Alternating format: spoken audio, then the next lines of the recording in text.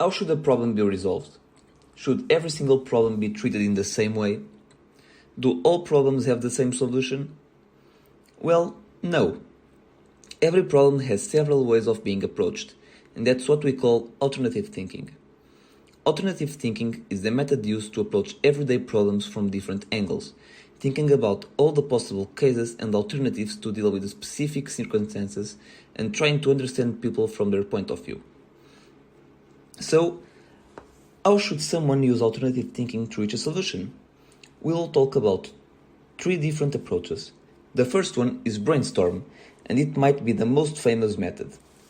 Its objective is to identify and understand the problem and then start writing or saying everything that comes into our mind. This idea focuses on the spontaneity of ideas without judgment. The second technique divides the ideas into short, medium, and long term and comes up with solutions for these different time spans.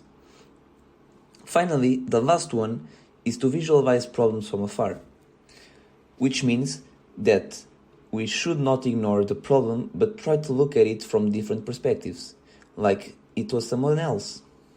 All these techniques may be the starting point of a new project. Alternative thinking has a lot of benefits, especially regarding the topic of our work, complaints and conflicts in the workplace, since people involved in the conflict have the perfect opportunity to visualize problems from afar. Also, people may practice a lot of brainstorm when involved in projects with different colleagues.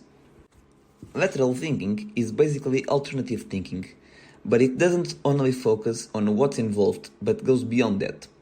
Lateral thinking has 4 principal techniques that are awareness, random stimulation, alternatives, and alteration, which are also connected to alternative thinking. Created using Powtoon.